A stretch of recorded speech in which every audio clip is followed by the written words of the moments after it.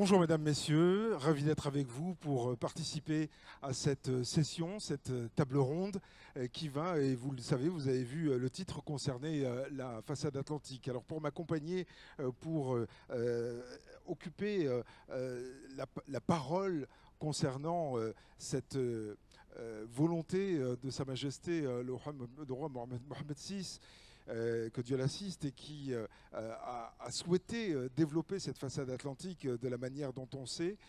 Pour en parler, je reçois Monsieur Lamotte. Vous êtes Monsieur Lamotte, ancien Premier ministre de Haïti. Merci d'être avec nous. Monsieur Fall également nous accompagne, ancien Premier ministre de République de Guinée. Merci aussi d'être présent. Monsieur Da Silva est également avec nous, ancien Premier ministre de Guinée-Bissau, ancien ministre des Affaires étrangères également de Guinée-Bissau et actuel ambassadeur de Guinée-Bissau au Portugal. Et puis également Monsieur Tavares, qui est ancien ministre des Affaires étrangères et de la Défense du Cap-Vert. Merci à tous les quatre d'être présents pour cette session. Je vous propose de vous installer et on va entamer notre discussion immédiatement. Alors bon, vous connaissez le principe avec les micros qui sont à côté de vous pour effectivement prendre la parole.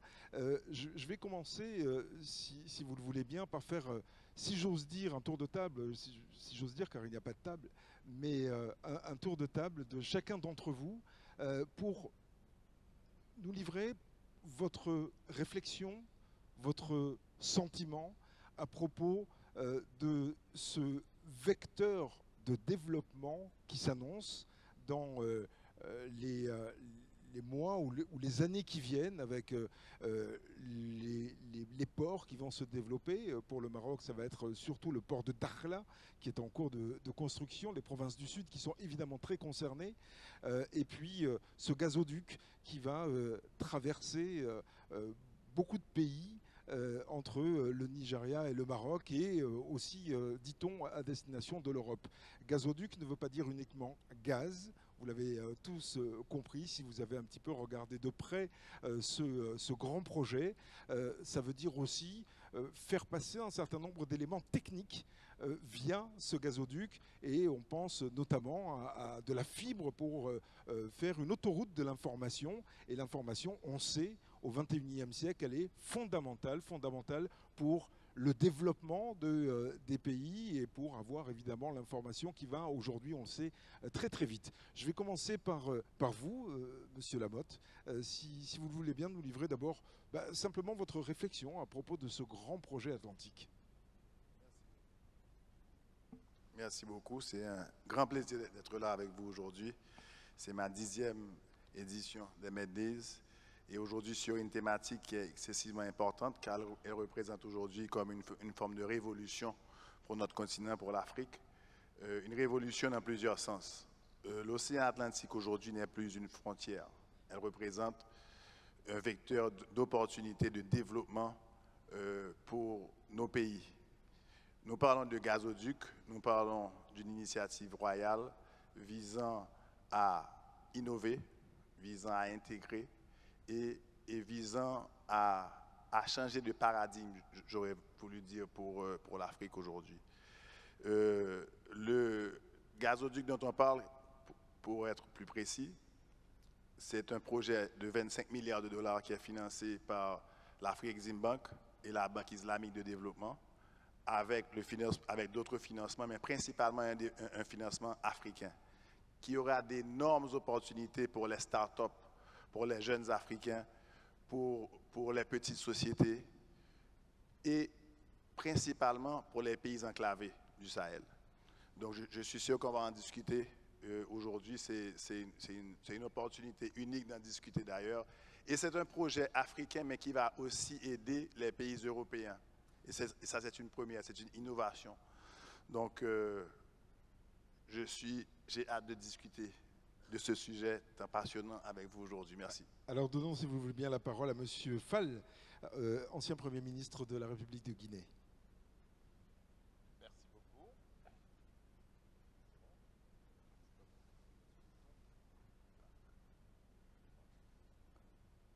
Voilà, si ça ne fonctionne pas, je vais vous donner mon micro. C'est gentil, merci beaucoup. Merci. Je pense que c'est une occasion unique d'aborder un sujet qui, à mon avis, est très important. Et pendant très longtemps, l'océan Atlantique pour les riverains a été surtout utilisé pour le commerce, pour les pays qui disposent des ports et aussi les ressources halieutiques. Mais la vision actuelle du Royaume du Maroc, sous l'autorité de Sa Majesté, que Dieu l'assiste, je pense que c'est une nouvelle ouverture dans le cadre de l'intégration du continent. Et pas seulement les pays riverains, mais aussi les pays enclavés. Je pense qu'on va l'aborder, et c'est quand même une solidarité africaine qui se manifeste là, en disant que la mer peut être un outil non seulement pour les pays côtiers, mais aussi pour les pays enclavés, surtout ceux du Sahel. Il s'agit pour l'Afrique de voir que l'océan a des ressources importantes qu'on peut exploiter, qui peuvent servir au développement de nos pays, peut être un facteur de rapprochement, un facteur d'intégration également pour tous les pays. Et je pense que c'est conforme aussi à la vision que le Royaume du Maroc a toujours eue, parce que moi je suis de la Guinée, je sais quel est le rôle que le Maroc a joué dans le cadre de l'unité africaine depuis la charte de Casablanca de 1961. Et cette vision marocaine qui voudrait que l'Afrique soit solidaire entre tous les États, je pense que c'est une manifestation dans l'exploitation des ressources de l'océan. Et je pense que c'est une très bonne chose, donner l'accès non seulement aux États côtiers, mais aussi aux États enclavés, pour que ces États puissent bénéficier des immenses ressources que recèle l'océan. Voilà un peu ma première approche en saluant cette initiative du Royaume du Maroc. Monsieur Da Silva, à présent, ancien Premier ministre de Guinée-Bissau et ancien aussi ministre des Affaires étrangères de Guinée-Bissau.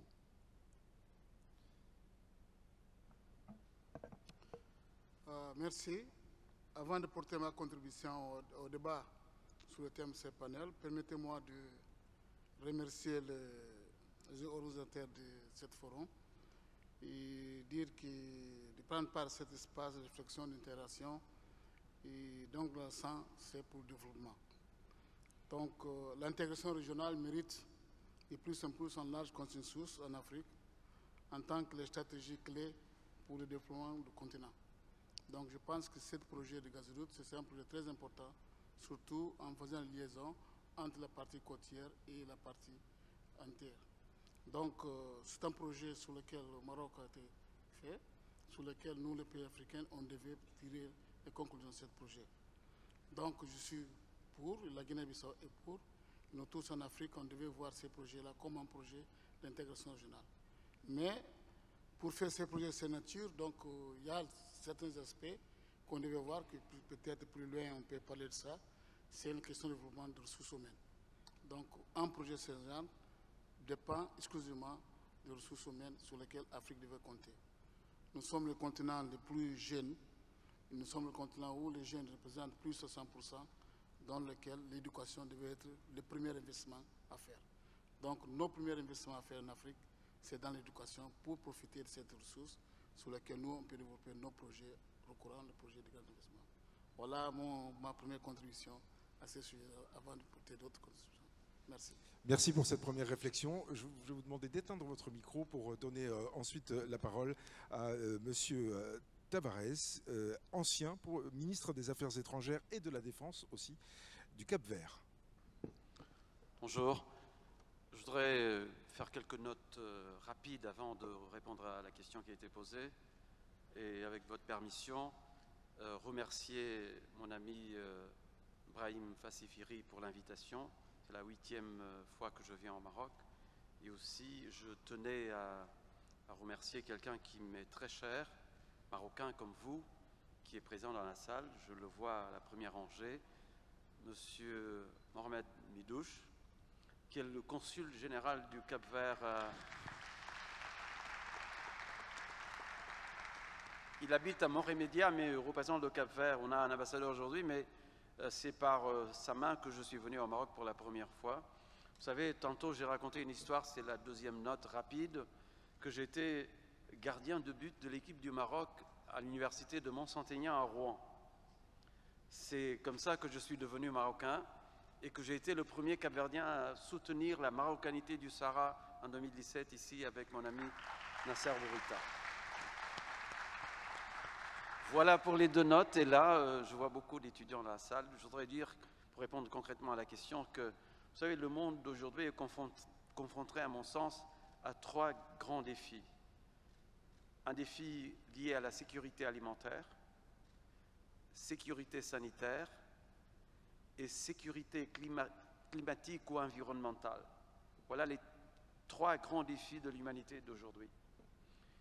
Sur ces 3 grands défis viennent se superposer, se greffer les questions de géopolitique internationale. Avec l'hyperpuissance, selon l'ancien ministre des Affaires étrangères Hubert Védrine, les États-Unis, la Russie, la Chine, je dirais les BRICS, et l'Union africaine doit trouver sa place. C'est dans ce cadre-là que je vois que l'initiative Afrique-Atlantique de Sa Majesté le roi Mohamed VI, que Dieu l'assiste.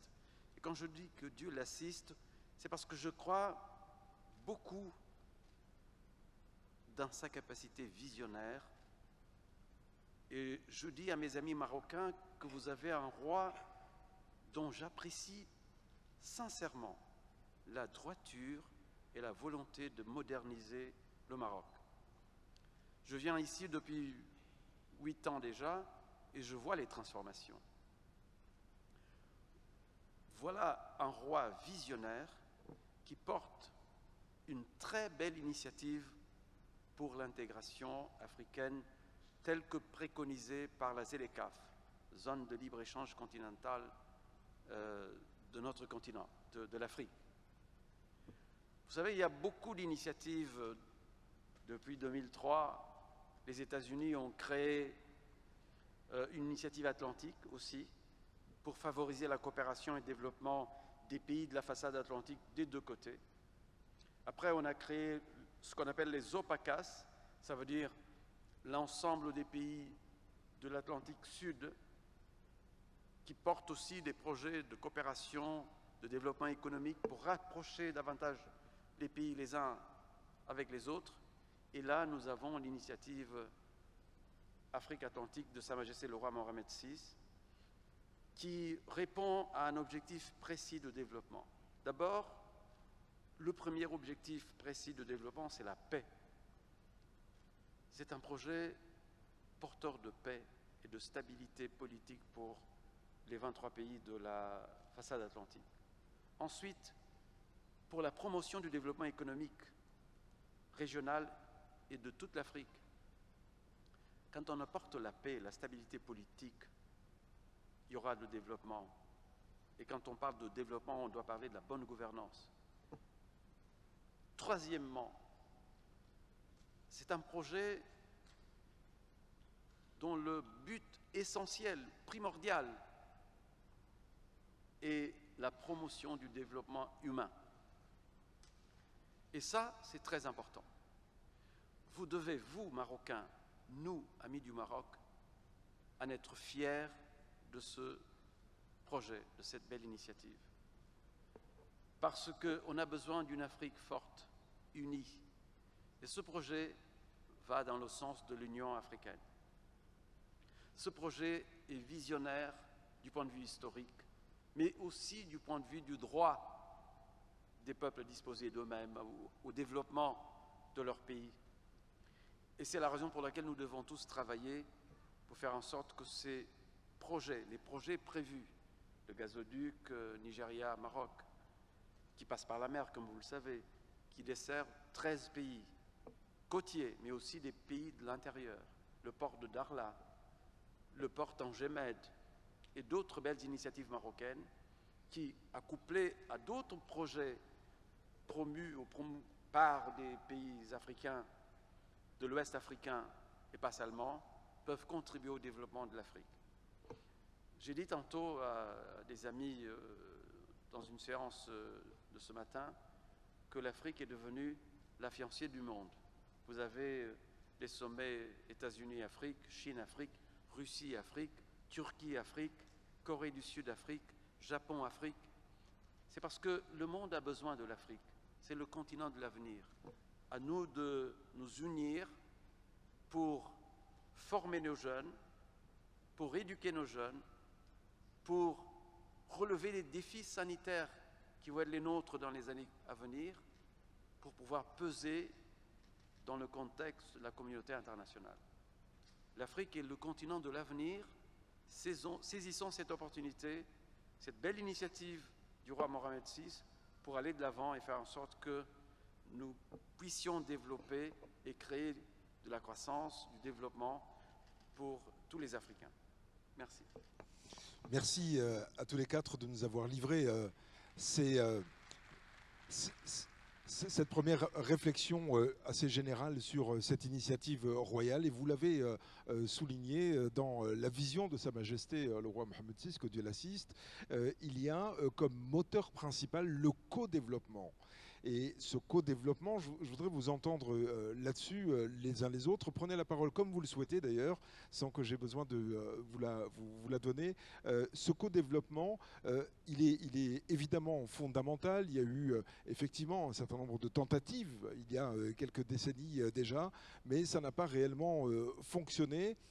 Selon vous, pourquoi ce nouveau projet Afrique-Atlantique a toutes les chances de réussir et de réussir dans le co-développement de tous les pays qui sont concernés par ce projet? Allez-y. Très bien. Je pense que c'est un projet novateur qui peut intéresser et qui doit intéresser tous les pays côtiers africains, mais aussi les États enclavés. Dans le cadre du co-développement, il y a de grands projets comme l'oléoduc dont on a parlé tout à l'heure. Et cet oléoduc qui partira du Nigeria jusqu'au Maroc, qui traverse tous les autres pays, sera déjà un premier lien qui ne servira pas seulement comme oléoduc, mais peut être aussi une passerelle avec toutes les technologies nouvelles qu'on pourrait utiliser pour relier les pays. Mais aussi l'exploitation des ressources naturelles, des ressources importantes qui sont dans les océans, l'océan Atlantique. Parce que vous savez qu'aujourd'hui, en dehors des ressources qui sont sous la terre ici, les grandes richesses sont encore en mer. Et que cette exploitation va demander quand même qu'il y ait une association des pays africains dans la solidarité pour qu'ensemble nous puissions exploiter ces ressources naturelles. Il faudra donc avoir une stratégie régionale intégrée, faire en sorte que nous puissions mutualiser les efforts des pays africains pour faire face à ce défi. Il y a aussi, je voudrais aborder une question aussi très importante, en dehors des aspects économiques, qui est la question qui est posée, mais aussi un autre problème qui intéresse aussi les États côtiers aujourd'hui, et pas seulement les États côtiers, mais toute la partie ouest africaine dont on parle maintenant, c'est les questions de terrorisme. Vous avez vu qu'au cours des dernières années, le terrorisme qui était dans le Sahel s'est déplacé vers les pays côtiers. Et quand on voit aujourd'hui ce qui se passe dans des zones comme le Golfe de Guinée, avec la piraterie maritime, avec les trafics de tout genre, les trafics humains et tout le reste, plus les actes terroristes, alors il est intéressant que nous puissions mutualiser nos efforts également pour assurer la sécurité de nos États, faire en sorte que nous puissions endiguer cette nouvelle menace sécuritaire qui menace tous les pays de la côte. Et je pense que sur ce plan-là, nous avons intérêt à travailler ensemble. Ça, c'est un des aspects. Qu'est-ce que vous vouliez en dire? Allez-y. Merci. Bon, effectivement, il y a tout intérêt de le faire, mais comme j'avais dit au début de mon intervention, il y a un aspect très fondamental, c'est les ressources humaines. Donc, aujourd'hui, on ne peut pas faire le co-développement si on ne passe pas à nos ressources humaines. Donc, comme dit mon collègue M. Tavares, donc l'Afrique, tout le monde a besoin d'Afrique. Mais il faut renforcer la capacité de nos ressources humaines dans le cadre de formation et d'éducation. C'est en formant les cadres africains qui, avec les ressources qu'on a, on peut le développer dans les besoins pour l'Afrique. Donc, s'inspirer des autres expériences. Donc, il y a d'autres expériences qu'on peut tirer leçons, comme les pays d'Asie du Sud, du Vietnam, de Malaisie, vers quoi on peut le faire. Donc, cette expérience peut nous servir de leçon et de faire ça. L'autre, c'est diversifier l'économie. Donc il ne faut pas oublier que parfois, nous on laisse à côté des pratiques locales. Donc on oblige, on laisser les expériences locaux, on pense des autres expériences, or qui, sur le point de vue local, on a l'expérience sur laquelle on peut le faire. Donc à mon avis, je pense que si on renforce la capacité au niveau de l'éducation, au niveau des ressources humaines, donc là, l'Afrique peut sortir, on peut faire le développement. On va parler d'éducation aussi dans quelques instants, parce que c'est vrai que finalement tout est lié. Et quand on dit co-développement, c'est tout le développement, hein, y compris donc les systèmes éducatifs. On parlait de gouvernance aussi, parce que c'est très important. Surtout le secteur privé, le partenariat avec le secteur privé. On n'a pas oublié aussi le secteur privé, le partenariat public-privé. Partenariat public-privé, et c'est déjà le cas d'ailleurs pour la construction de ce qui est en train de se produire, et ça peut se développer encore plus. Monsieur Lamotte, qu'est-ce que vous avez à en dire, vous, sur cet aspect co-développement de cette initiative? C'est un aspect excessivement important dans le sens que aujourd'hui, elle nécessite une approche équilibrée avec des mécanismes concrets. Aujourd'hui. Et là, on ne peut rien faire sans avoir un modèle de financement. Un co-développement avec certainement l'accès aux Blue Bonds. Et les Blue Bonds permettront des financements pour des startups, pour des jeunes avec des idées novatrices voulant participer, mettre une plateforme numérique par exemple pour avoir un stock de poissons, pour savoir c'est quoi le stock marocain de poissons. Il y a des startups, il y a des jeunes, il y a beaucoup de jeunes qui sont là dans la salle aujourd'hui, qui peuvent participer. Donc dans ce sens, il faut avoir non seulement les partenariats publics-privés, mais accès au financement. Et avoir un financement privé et aussi un financement public. Parce que c'est là que le bas blesse. C'est toujours dans le côté financement, et en Afrique et dans les Caraïbes, c'est toujours le problème qu'il y a un accès difficile au crédit, il y a un accès difficile au financement. Donc les Blue Bonds, c'est certainement un vecteur important pour avoir un co-développement concret. Monsieur Tavares. Merci beaucoup. Je voudrais juste répondre à la première question. Pourquoi cette initiative va réussir? À mon sens, pour deux raisons fondamentalement. D'abord, parce que cette initiative de Sa Majesté le Roi Mohamed VI, que Dieu l'assiste, respecte la souveraineté des pays. C'est la première chose. Deuxièmement, cette initiative a un instrument privilégié de mise en œuvre. C'est la diplomatie multidimensionnelle du Maroc. Vous savez que le Maroc a une diplomatie très, très forte, très persistante, très compétente, sous la houlette de mon ami Nasser Bourita. Il a un instrument qui est très important, qui fait partie de l'encadrement du ministère des Affaires étrangères du Maroc, qui est l'AMSI, l'Agence marocaine de coopération internationale, dont le directeur est un ambassadeur très connu, un homme remarquable, Mohamed Medhal, un ami, qui est un levier important dans la mesure où, à travers l'AMSI, on forme des centaines et des centaines de cadres africains. Vous avez aujourd'hui des jeunes cadres partout en Afrique, au sud du Sahara, qui ont été formés au Maroc, de très haut niveau. Et ça, c'est un levier important pour la promotion du co-développement prévu dans le cadre de ce projet. C'est la raison pour laquelle j'ai dit ce matin aux étudiants qui sont venus me voir qu'il faut absolument qu'il y ait cet échange culturel entre le Maroc et l'Afrique subsaharienne pour promouvoir le co-développement.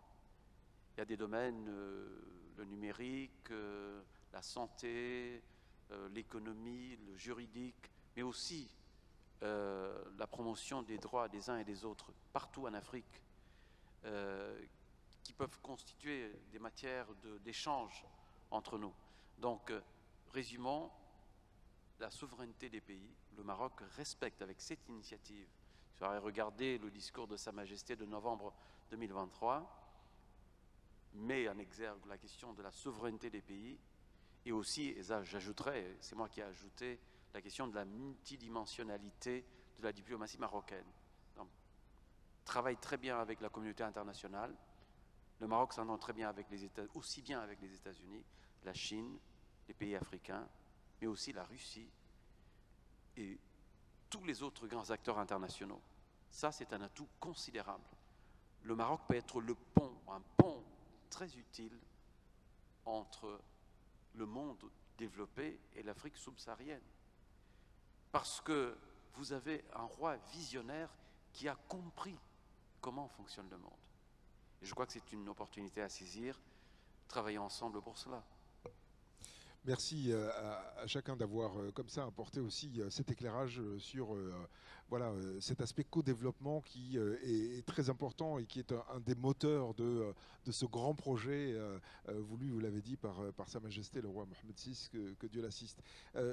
Il y a parmi les conditions sine qua non pour réussir ce projet la bonne gouvernance, parce que vous avez évoqué vous-même il y a quelques instants, Monsieur Tavares, vous avez parlé de la souveraineté. C'est vrai que la souveraineté ici, pour les Med Days, ça fait partie des thématiques générales, mais la souveraineté dans ce projet atlantique, il est fondamental, bien entendu, mais qui dit souveraineté dit aussi bonne gouvernance, parce que pour que ça marche, eh bien, il faut que chacun, et particulièrement les femmes et les hommes politiques de chaque pays, puissent l'accompagner de la bonne manière. Ça passe aussi par l'éducation, mais ça vient de tout cela, de la bonne gouvernance. Je vais encore une fois vous poser la question, mais bon, chacun répond comme il le souhaite, sans que j'ai besoin de distribuer forcément la parole aux uns aux autres. Cette bonne gouvernance, elle est fondamentale, mais c'est vrai qu'on en parle depuis de nombreuses années. C'est vrai que depuis de nombreuses années, on dit oui, il faut de la bonne gouvernance, il faut de la bonne gouvernance, mais finalement, on la voit peu arriver dans, en tout cas, certains pays. Alors, est-ce que c'est un vecteur d'accélération, ce projet atlantique, selon vous ? Allez-y. Quand on regarde le Royaume du Maroc aujourd'hui, c'est un bel exemple pour tous les pays africains. On voit les progrès gigantesques accomplis sous l'autorité de Sa Majesté le roi Mohammed VI, que Dieu l'assiste. Et je pense que ça, c'est un bon exemple. Ce qu'il faut, c'est que tout en développant une stratégie commune dans le cadre de la coopération sud-sud entre les pays africains pour ce qui concerne l'Atlantique, que les États puissent prendre des mesures idoines pour assurer le développement de leur pays.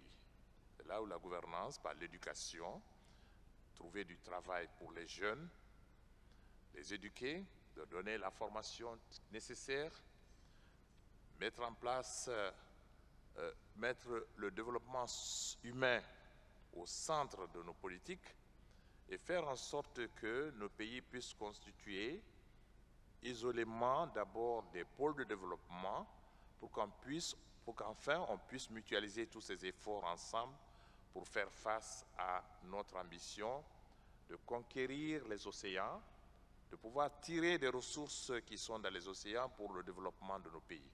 C'est là où je pense que la question de la gouvernance s'impose dans chacun de nos pays pour que nous puissions élever le niveau de vie des populations et, comme je l'ai dit, faire en sorte que nous puissions donner de l'espoir aux jeunes, pas de l'espoir pour l'avenir, mais un espoir pour le présent, leur éducation, leur trouver du travail et faire en sorte que le pays puisse avoir les infrastructures qu'il faut pour leur permettre de se développer. Je pense que l'exemple du Royaume Maroc est très éloquent.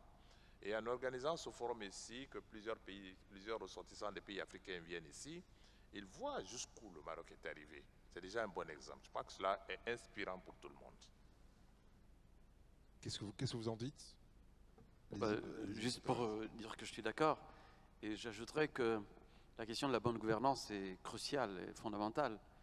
Vous savez, c'est inacceptable quand on voit dans beaucoup de pays africains aujourd'hui où l'état de droit ne fonctionne pas.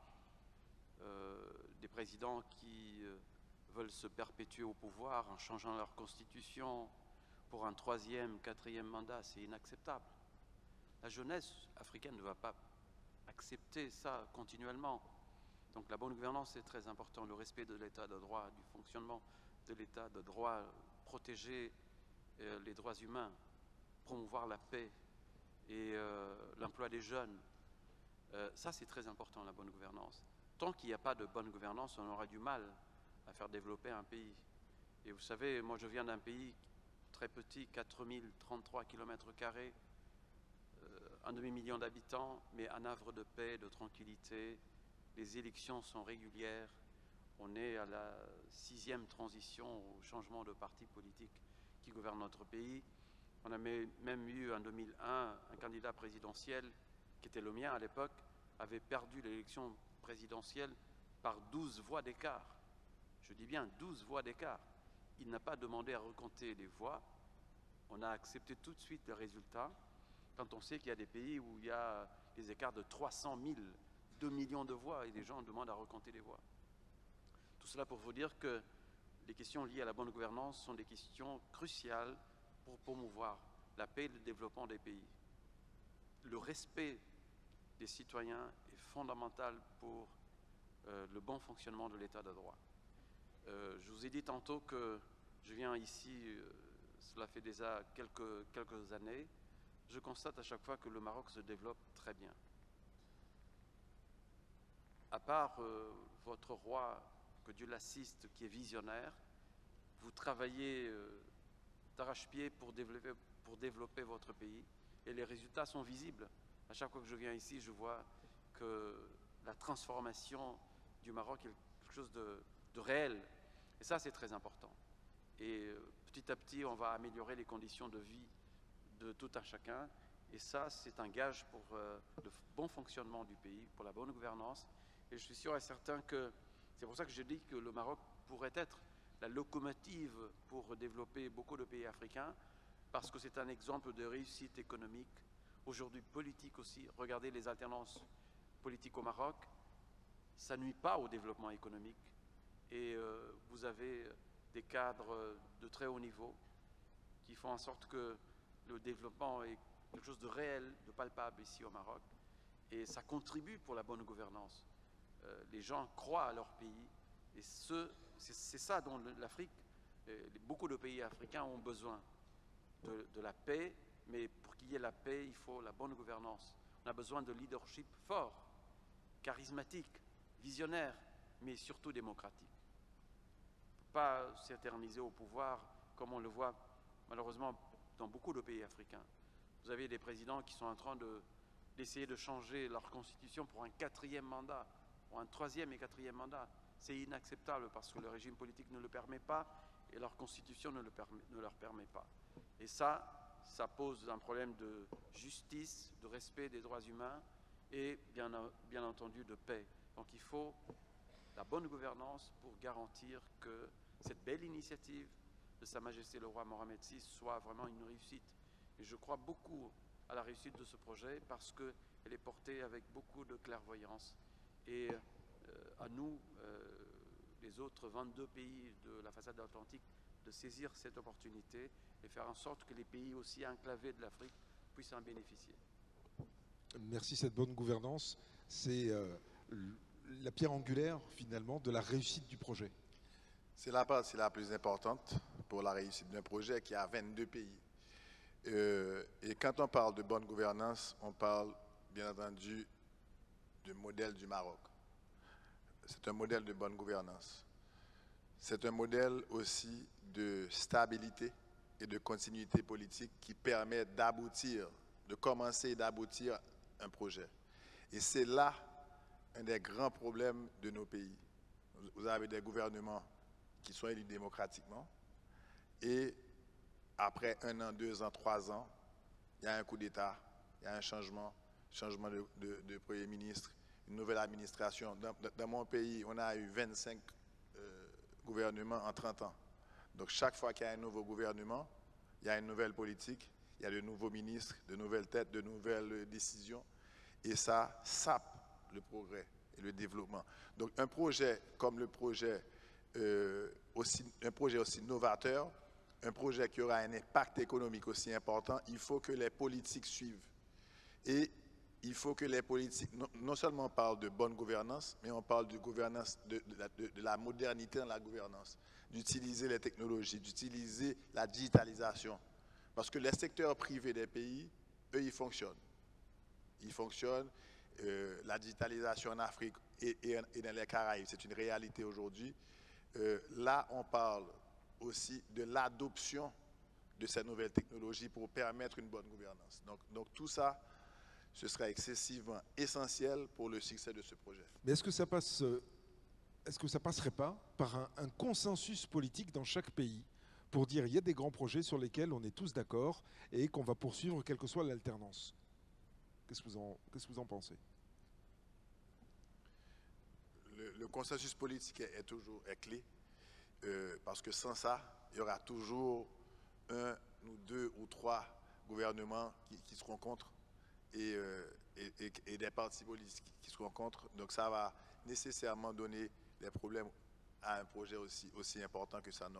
Donc c'est une sensibilisation des populations, c'est une sensibilisation aussi de qu'est-ce qui est des bénéfices pour les populations. Donc de dire par exemple, les Béninois, qu'est-ce qu'ils vont bénéficier, les étudiants marocains, qu'est-ce qu'ils vont bénéficier, le jeune ivoirien qui a une idée, qui veut monter une start-up, comment est-ce qu'il peut bénéficier, et des pays par exemple qui ont des coupures d'électricité, comment est-ce qu'eux vont bénéficier pour avoir une meilleure couverture électrique et pour que leurs étudiants, pour que les jeunes aient un meilleur accès à cette électricité. Donc tout ça, il faut vraiment une sensibilisation des populations et des politiques pour un succès total d'un projet pareil.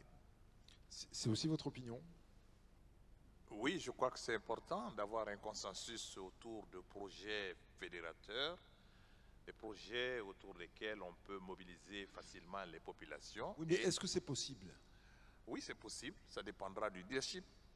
C'est le leadership qui doit déterminer quand même des activités qui touchent l'ensemble des populations et autour desquelles le consensus peut être bâti. Quand tous les citoyens sauront que ce projet qui est en cours a un bénéfice pour chacun d'eux, et je pense qu'il y aura un consensus. Et en ce moment, on pourra avancer plus facilement. Et je crois que c'est un aspect très important. Vous pensez que c'est atteignable, Oui, le consensus politique, pour dire sur les grands projets, on est tous d'accord et on ne varie pas? Oui, je suis tout à fait d'accord. Comme disait M. Tavares, la question de bonne gouvernance, c'est une question qui concerne l'Afrique. Donc, s'il y a la bonne gouvernance, donc on peut résoudre pas mal de problèmes qu'on a aujourd'hui, surtout la question de l'immigration, avec les conséquences, tout ce qu'on veut, tout ce qu'on voit dans le monde. Surtout, chaque jour, on voit des informations, nos concitoyens pour traverser, pour venir en Europe, chercher meilleures conditions de vie, tout parce qu'il y a le problème de bonne gouvernance dans l'Afrique. Donc, la bonne gouvernance, c'est les clés pour que les grands projets peuvent faire. Ça, c'est la première chose.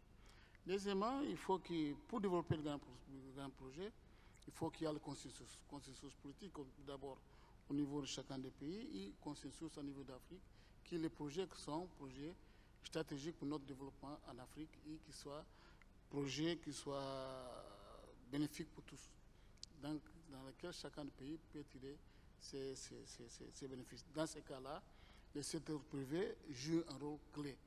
Pour cela, il faut que le secteur privé soit associé à ce développement des grands projets en partenariat avec le gouvernement respectif. Donc, dans ce cas-là, il y a trois stratégies qu'à mon avis, je pense qu'il peut être mises en œuvre. C'est d'instaurer un cadre réglementaire solide, et encourager les partenaires publics et privés et offrir les conditions de situation fiscale sur lesquelles les privés peuvent investir et voir des conditions pour le faire. Sans préjudice, pas les dernières, mais la partie la plus grande, la plus évidente, comme j'avais dit au début, c'est la ressource humaine. Donc si on veut que l'Afrique, les ressources naturelles, non ressources naturelles, soient exploitées et qu'ils soient bénéfiques pour l'Afrique, il faut que nous renforcions la capacité de nos ressources humaines, surtout les jeunes, où nous représentons, et où l'Afrique représente plus de 60% des jeunes question du continent. Donc, Alors, vous parlez de jeunesse et vous avez parfaitement raison. D'ailleurs, des jeunes, il y en a beaucoup dans cette salle et c'est très bien, puisque c'est un petit peu à eux maintenant qu'on va parler, puisque effectivement, on a parlé de ce grand projet qui peut susciter de l'espoir, de développement chez beaucoup de jeunes, mais nous, notre génération, avons la responsabilité de leur donner de l'espoir, et cet espoir passe donc par le co-développement, on l'a dit. Ça évitera aussi, selon vous, cette fuite des cerveaux, l'envie ou le besoin pour les jeunes de partir ailleurs pour pouvoir s'épanouir, que ce soit économiquement ou autre, mais partir, quitter leur pays parce que chez eux, il y a pas ou peu d'espoir. Là, cette fois, ils en auront. Allez-y. Bah oui, bien sûr. Vous savez, l'Afrique a besoin de fixer sa jeunesse sur place. Pour la fixer sur place, il faut que cette jeunesse ait des opportunités d'emploi très bien rémunérés, des conditions d'épanouissement de leurs projets personnels. Vous savez, c'est très malheureux de voir ce qui se passe en Méditerranée avec des morts, des gens qui essaient de fuir leur pays, qui viennent de partout, malheureusement. Sur la façade atlantique, c'est la même chose, hein. Ne serait-ce que la semaine dernière, nous avons eu au large des îles du Cap-Vert, sur nos côtes, des pirogues sénégalaises échouées avec des morts, ce qui est vraiment très douloureux. Mais il faut donner de l'espoir à la jeunesse africaine. Vous savez, les gens ne partent pas parce qu'ils ont envie de partir, parce qu'ils cherchent des meilleures conditions de vie. Et si on leur donne des moyens chez eux, c'est pour ça que la promotion de la bonne gouvernance est très très importante. Vous savez que, regardez le Maroc par exemple, c'est un bel exemple. J'ai dit aussi à des étudiants qui m'ont abordé ce matin qu'il faut de la culture, de l'éducation pour sortir un pays de l'état de sous-développement ou de non-développement. Et vous avez, citant le Maroc, des exemples de champions du monde de mathématiques marocains, chimie, physique, etc. C'est un bel exemple de comment on peut promouvoir le développement d'un pays par le respect de sa jeunesse. Il faut qu'il y ait de l'espoir pour la jeunesse africaine. Tant qu'on n'a pas un bon fonctionnement de l'état de droit, on aura du mal à promouvoir le développement économique. C'est une question de justice, c'est une question de protection des droits humains et surtout de respect des institutions. Vous savez, les partis politiques, les hommes passent, mais les institutions restent. Il faut qu'on soit capable, et je crois que le Maroc le fait aujourd'hui très bien, et dans ces politiques, ces méthodes vont dans ce sens-là, de créer des institutions très fortes. Si on a des institutions démocratiques fortes, les partis politiques et les hommes viennent, mais ils respecteront les institutions et les peuples, ou le peuple. Et ça, c'est très important. C'est facile? Non, c'est pas facile. Mais nous avons, nous, politiques, une grande responsabilité de promouvoir dans tous nos pays le bon fonctionnement de l'état de droit. Il faut que les gens aient confiance dans la justice de leur pays, dans le système électoral, dans le régime politique qui est en place ou qui fonctionne. C'est dans un cadre légal bien établi qu'on peut promouvoir le développement et surtout faire en sorte que notre jeunesse ne s'enfuit pas de leur pays, des pays respectifs, pour chercher des lendemains meilleurs ailleurs.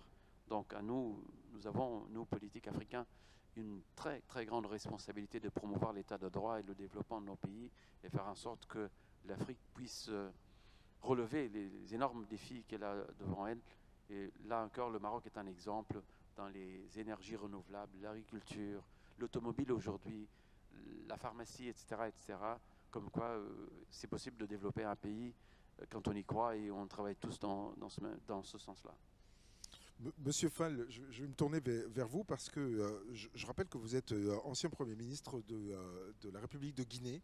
La République de Guinée qui est un pays très riche en termes de ressources, en tout cas, mais c'est vrai que, on l'a dit, il n'y a pas beaucoup encore, malheureusement, d'espoir pour la jeunesse, alors qu'il y a toutes les ressources qui sont là. Et est-ce que ce projet Atlantique, qui va peut-être faire grandir encore plus l'espoir, en plus des ressources de votre pays, ben c'est de nature hein, à faire rester la jeunesse, cette jeunesse qui est pleine de potentiel et qui est le pays de demain, qui est votre pays de demain? On revient toujours à la même question, c'est la gouvernance. Et quand on regarde l'Afrique aujourd'hui, surtout les pays au sud du Sahara, il y a une véritable saignée en ce qui concerne les jeunes. Les jeunes ne partent pas seulement par l'océan de ce côté, mais à l'autre voyage, vers le Nicaragua. Des centaines, je dirais des milliers de jeunes Africains aujourd'hui qui partent à l'aventure par le Nicaragua, traversent la jungle colombienne pour essayer d'atteindre les États-Unis. Et ça, je peux vous dire que c'est des milliers de jeunes qui utilisent cette voie aussi. Mais c'est la question de la gouvernance. Nos gouvernements ont la responsabilité de créer les bases d'une économie saine, d'une vivacité de l'économie qui puisse permettre l'autonomisation des jeunes. Si vous voyez les jeunes partir, c'est parce qu'ils ont perdu l'espoir chez eux. Si nous créons les conditions dans nos pays, nous développons l'économie, les jeunes ne partiront pas. Ils auront la possibilité pas de travailler forcément pour le gouvernement, mais créer leurs propres entreprises dans le cadre d'un développement général du pays. Et je pense que cette question de gouvernance, à mon avis, elle est centrale.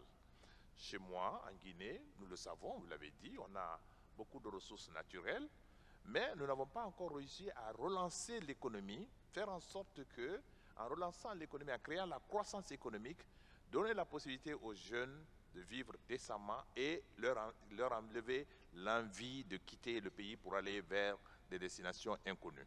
Moi, j'ai l'habitude de voyager à travers le monde. J'ai été ministre des Affaires étrangères, j'ai voyagé beaucoup, je rencontre beaucoup de jeunes compatriotes qui ont quitté la Guinée il y a quelques années, qui se trouvent aujourd'hui aux États-Unis ou en Europe. Mais après quelque temps, quand vous parlez avec eux aujourd'hui, ils éprouvent le besoin de revenir au pays. Pourquoi?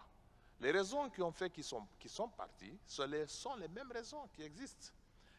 Ils sont partis parce qu'ils ne trouvaient pas chez eux les conditions nécessaires pour vivre dans leur propre pays. Parce qu'on ne quitte pas son pays avec de gré de bonté de cœur. Tout le monde veut vivre chez soi. On ne peut d'ailleurs bien vivre que chez soi. On ne peut s'épanouir que chez soi. Mais il faut créer chez soi-là. Il faut créer les conditions pour que les jeunes puissent rester. Et que les jeunes puissent avoir l'espoir que dans ce pays, ils ont tout à gagner et qu'ils pourront créer une famille, ils pourront s'épanouir, trouver du travail, créer leur propre entreprise et vivre heureux. Et là, c'est la responsabilité de nos gouvernements de créer cette condition pour que les jeunes puissent rester et que nos pays puissent prospérer. Je pense que ça, c'est très important.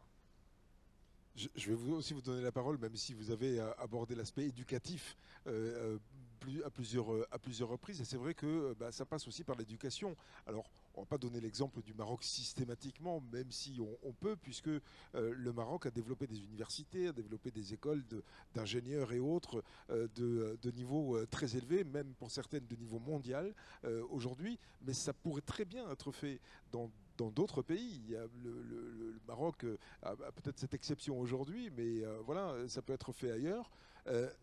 Pourquoi c'est pas fait ailleurs? Parce que on n'investit pas assez dans l'éducation pour pouvoir former des cerveaux qui vont pouvoir participer à des grands projets comme le projet Atlantique. C'est vrai que l'éducation, c'est la clé moteur de développement. Et je peux dire que dans le cadre de coopération, le Maroc et la Guinée-Bissau, la plupart de nos cadres sont formés ici. Donc aujourd'hui, sous point de vue statistique, on a plus de 700 Bissau-Guinéens qui sont dans plusieurs écoles de formation ici au Maroc et qui, après leur formation, il y a certains qui sont retournés, il y a certains qui sont augmenté les niveaux de formation, mais c'est très important que cette situation de formation soit en vue pour faire la formation. Mais l'importance de jeunes pour la formation, l'importance de former, c'est de créer les conditions pour qu'ils puissent contribuer au développement du pays. Pour la contribution au développement du pays, c'est la création d'emplois. Pour la création d'emplois, je reviens là-dessus, c'est le secteur privé qui devaient être les moteurs. Et pour cela, les gouvernements respectifs de nos pays africains devaient donner les conditions au secteur privé pour développer. Pour cela, on revient à la question que tous les autres panélistes ont abordée ici, la question de bonne gouvernance. Donc, il faut créer les conditions de bonne gouvernance pour que le secteur privé africain puisse développer, créer les conditions de création d'emplois et que les jeunes seront les premiers à être bénéficiaires, les jeunes cadres qui sont formés. Donc, comme disait M. Tavares, l'Afrique est devenue les fiancés du monde. Donc, il faut que nous profitons de cette capacité de voir nos ressources soit exploitées pour nous-mêmes. Dans ce cas-là, l'éducation vient, la formation devient la clé principale, primordiale pour son développement. Donc, je suis attaché à ce niveau-là. Je pense qu'avec la jeunesse qu'on a, avec la possibilité de formation d'institutions, de formation surtout ici au Maroc, et dans le cadre de coopération sud-sud, dans le cadre de développement, donc on peut renforcer cette capacité en formant des cadres africains ici au Maroc, en primordialement le Maroc pour Monsieur Lamotte, c'est aussi voilà, votre opinion, la ressource humaine est tout aussi importante, si ce n'est plus, que les ressources naturelles. Tout à fait. Les ressources humaines dans le développement d'un pays, c'est très certainement la partie la plus importante. Et là, je veux dire que dans un pays, par exemple, j'étais Premier ministre d'Haïti de 2012 à 2014. Haïti, c'est le pays de la région ayant 95% de fuite de cerveau. Nous avons envoyé plus de 300 jeunes à se former ici au Maroc. Ils viennent, ils se forment, ils deviennent ingénieurs, médecins, avocats, et ils restent, au fait. Ils ne veulent pas revenir au pays. Parce qu'il y a un facteur clé, c'est la disparité des salaires. Un médecin aux États-Unis a un salaire de 15-20 000 $ américains le mois. Celui qui est en Haïti a un salaire de 500 $ le mois. Donc comment affronter un problème pareil?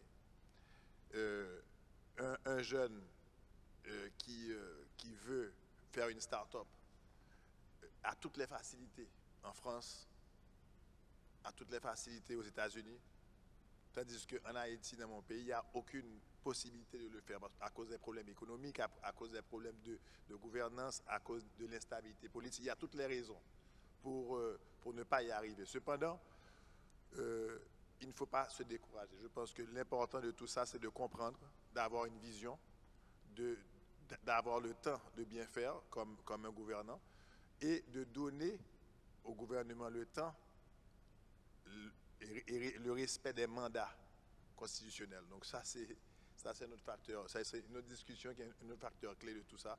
C'est de pouvoir respecter le temps de bien faire et le temps de mettre les politiques publiques en place pour permettre un développement et pour permettre aux jeunes, pour donner aux jeunes la possibilité de rêver et de rester dans leur pays. C'est pas comme a dit le Premier ministre, c'est pas une question de ne pas, c'est pas une question d'amour, manque d'amour pour la patrie, c'est pas ça.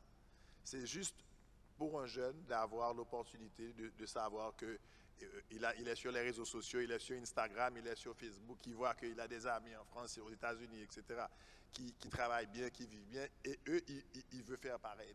Donc, au niveau des gouvernements, il y a un travail à faire pour investir dans leur pays, pour la création d'emplois, pour la construction de zones franches, pour la construction d'un réseau de digitalisation qui permet de créer ces emplois, des emplois qui paieraient bien et qui permettent aux jeunes de rester dans leur pays et de ne pas vouloir tout le temps avoir l'envie de laisser son pays pour aller voir ce qu'il y a ailleurs. Mais justement, ce projet atlantique, est-ce qu'il n'est pas vecteur d'espoir aussi pour la jeunesse, au final? Tout à fait. Tout à fait. C'est le... Alors, non, mais allez-y, répondez, puis je donnerai la parole. Minutes. Oui, il reste quelques minutes, mais on a le temps. Allez-y. Donc, pour moi, c'est un projet qui va tout changer. C'est un projet qui a le financement, c'est un projet qui a l'idée, c'est un projet aussi qui aura 22 pays à bénéficier. Et maintenant, ce sera de mettre en place des politiques uniformes pour justement pouvoir bénéficier de ce projet et que les populations bénéficient. Elles vont déjà en bénéficier parce que c'est un projet d'ailleurs qui apporte le gaz naturel dans les pays pour l'électrification, qui va avoir un impact énorme sur l'éducation. Donc maintenant, c'est l'implémentation et c'est le respect des délais d'implémentation pour arriver à atterrir ce projet. En fait. C'est là le grand défi. Mais en tout cas, il y a la volonté. Ça, absolument. Ça c'est sûr. Allez-y. Alors, ce projet de l'espace atlantique, il s'agit en réalité de la valorisation des immenses richesses qui sont dans l'océan.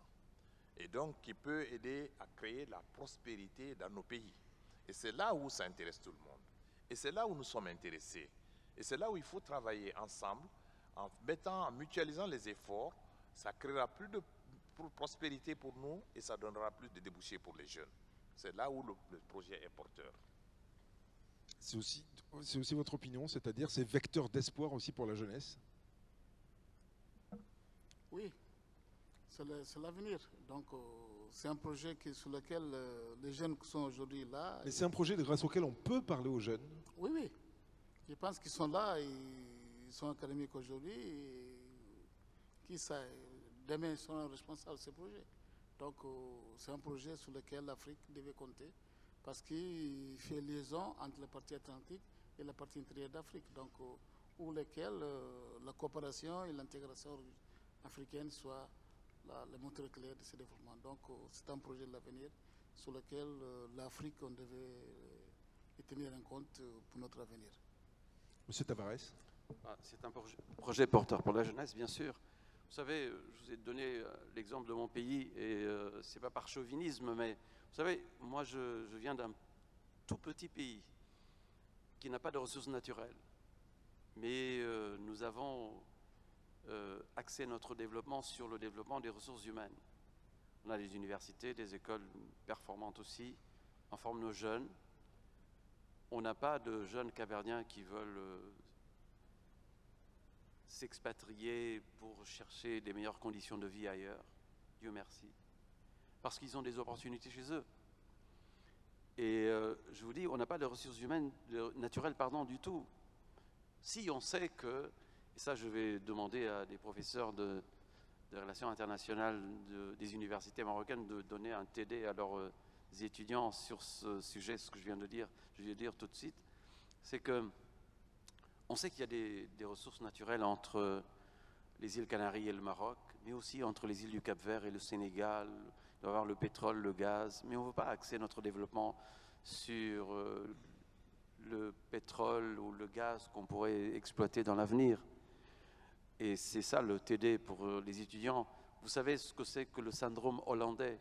Les professeurs le savent, demanderont à leurs étudiants de réfléchir sur le syndrome hollandais. C'est un bon exemple de réflexion pour montrer que les ressources naturelles ne sont pas toujours fondamentales pour le développement d'un pays. Vous avez le Japon, qui est un pays qui n'a pas de ressources naturelles, mais qui est la 3e puissance économique mondiale, si on exclut l'Union européenne. L'ensemble, c'est les États-Unis, la Chine et après le Japon, point de vue pays pris singulièrement. Donc je crois que ce projet, cette belle initiative est une opportunité pour la jeunesse, pour la formation des jeunes, parce que, vous savez, moi je vois ce projet comme une opportunité. C'est la main tendue du Maroc vis-à-vis des 22 autres pays riverains. Pas pour avoir un leadership, non, le Maroc veut mettre à la disposition de tous son savoir-faire, demander à ce qu'il y ait des échanges entre les pays. Je crois que nous, un pays comme le nôtre, le mien, peut apporter beaucoup de choses. Beaucoup de choses. Aujourd'hui, on a probablement l'un des pays africains le plus développé en matière d'économie numérique, ce qu'on appelle l'économie digitale. Plus développé. On est dans les 3 premiers. Pourquoi? Parce qu'on forme nos jeunes. Il y a des startups qui viennent s'installer chez nous, dans notre parc technologique. Pourquoi? Parce qu'il y a des opportunités, une manœuvre qualifiée. Pourquoi? Parce qu'il y a bonne gouvernance. On est à la 6e alternance politique, aux 2e cohabitation. Le président de la République du Cap-Vert n'est pas de la couleur politique du gouvernement. On a un régime parlementaire. Et on a alterné pour la 2e fois.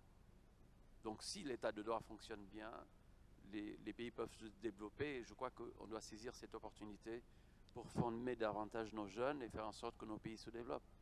Merci beaucoup. On va donner, je vais donner la parole, si vous voulez bien, à Monsieur Da Silva pour un mot de conclusion. Il nous reste très peu de temps, mais un mot de conclusion, si vous voulez bien. Monsieur Tavares vient de parler de main tendue du Maroc aux autres pays pour se co-développer. Il faut allumer votre micro. On voudrait remercier le gouvernement et Sa Majesté pour la coopération qu'il fait avec l'Afrique, donc pour la Guinée-Bissau surtout.